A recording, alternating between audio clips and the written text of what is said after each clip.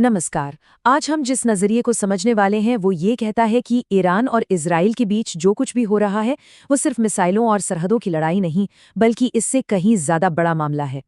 हम जिस source material का विश्लेषण कर रहे हैं वो हमें इन बड़ी बड़ी सुर्खियों से जरा परे हटकर देखने को कहता है और ये सवाल उठाने को कहता है कि इस ग्लोबल टकराव के पीछे असली मकसद क्या है।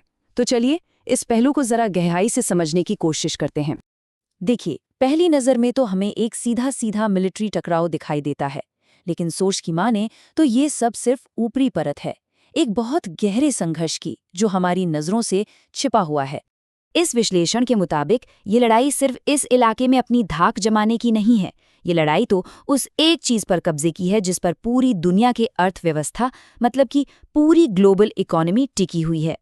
तो सारा खेल आकर टिकता है दुनिया के तेल पर, और उससे भी ज्यादा जरूरी उस करेंसी पर जिसमें तेल का सारा कारोबार होता है।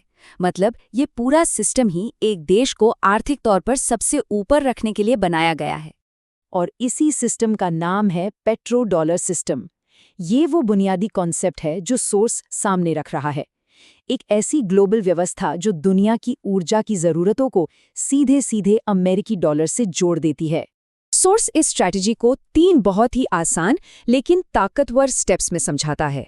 पहला, दुनिया को चलने के लिए तेल चाहिए। दूसरा, तेल सिर्फ और सिर्फ अमेरिकी डॉलर में ही खरीदा और बेचा जाएगा। और तीसरा, इसकी वजह से हर देश को अमेरिकी डॉलर खरीदना और अपने पास रखना पड़ता है, और यही चीज़ अमेरिका की आर्थिक ताकत को और मजबूत करती जाती है। तो सवाल ये उठता है कि अगर कोई देश इस सिस्टम को, इस चक्र को तोड़ने की कोशिश करे तो क्या होता है।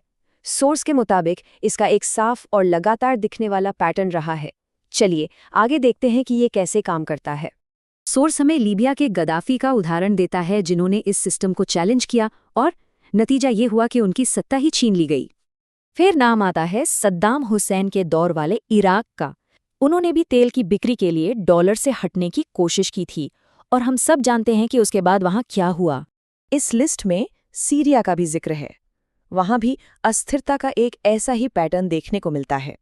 और ये सब हमें आज के संघर्ष पर वापस ले आता है, जिसे सोर्स कोई पारंपरिक यानी ट्रेडिशनल जंग नहीं मानता, बल्कि इसे वो इकोनॉमिक वॉरफेयर कहता है। एक ऐसी लड़ाई जिसमें दुश्मन को आर्थिक तौर पर थका कर मारा जाता है। अब ये स्लाइड देखिए, ये बहुत दिलचस्प है। ये आर्थिक असमानता को बिल्कुल साफ दिखाती है।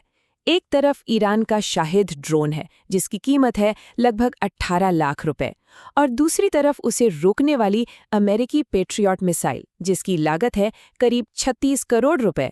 इससे पता चलता है कि ईरान अपने दुश्मनों के मुकाबले कितने कम खर्चे में एक लंबी लड़ाई लड़ सकता है। सीधे हमलों के अलावा भी सोर्स बताता है कि ईरान दूसरे तरीके भी अपना रहा है, जैसे हॉर्मुज की खाड़ी में तेल टैंकरों के रास्ते में रुकावट पैदा करना, या फिर जीपीएस स्पूफिंग का इस्तेमाल करके कमर्शियल जहाज़ों को कंफ्यूज करना।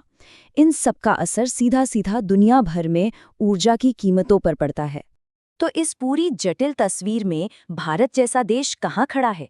सोर्स का तर्क है कि भारत के लिए ये एक बहुत ही मुश्किल संतुलन बनाने जैसा काम है। यहाँ सोर्स एक ऐसी बात की तरफ इशारा करता है जिसे वो दोहरा मापदंड कहता है। पाकिस्तान के कब्जे वाले कश्मीर पर इजराइल का आधिकारिक स्टैंड है कि ये भारत का है, लेकिन जब बात चीन के कब्जे वाले अक्साई चीन की आती है तो उनका कहना है कि ये एक विवादित क्षेत्र है। इसी बात को समझाने के लिए एक बड़ी यादगार मिसाल दी गई है देवदास की। सोर्स भारत की हालिया विदेश नीति की तुलना देवदास के किरदार से करता है, जो किसी और के कहने पर अपना सब कुछ छोड़ देता है। मतलब ये कि तेल खरीदने जैसे मुद्दों पर भारत अपनी आज़ाद विदेश नीति से हटकर अमेरिकी दबाव में आ गया है। इस बयान को एक बड़े उदाहरण के तौर पर पेश किया गया है। ये एक अमेरिकी अधिकारी का बयान है जिसमें वो कह रहे हैं कि ट्रेजरी डिपार्टमेंट भारतीय रिफाइनरियों को रूसी तेल खरीदने की अनुमति देने के लिए 30 दिन की छूट दे रहा है। इसे इस तरह दिखाया गया है जैसे अमेरिका एक संप्रभु राष्ट्र को कोई काम करने की इजाज़त दे रहा हो। और आखिर में ये विश्लेषण इस बात पर एक कड़वा सच पेश करता है कि दुनिया असल में चलती कैसे है। तर्क ये है कि यहाँ सही या गलत कुछ नहीं होता, सब कुछ सिर्फ ताकत का खेल है। और ये कहावत इस पूरे विश्लेषण के मूल संदेश को बड़ी खूबसूरती से सामने रखती है कि अगर चाय में मक्खी गिरे तो चाय फेंक दी जाती है, लेकिन अगर घी में गिरे तो मक्खी को फेंक दिया जाता है। मतलब साफ है, किसी भी समस्या पर प्रतिक्रिया इस बात पर निर्भर करती है कि दांव पर लगी चीज की कीमत और ताकत कितनी है। तो ये विश्लेषण हमें एक बहुत ही अहम और चुनौतीपूर्ण सवाल के साथ छोड़ जाता है कि आज की दुनिया में जहां हर तरफ ताकतें एक दूसरे से टकरा रही हैं, क्या किसी भी देश के लिए सच में आजाद रहना मुमकिन है?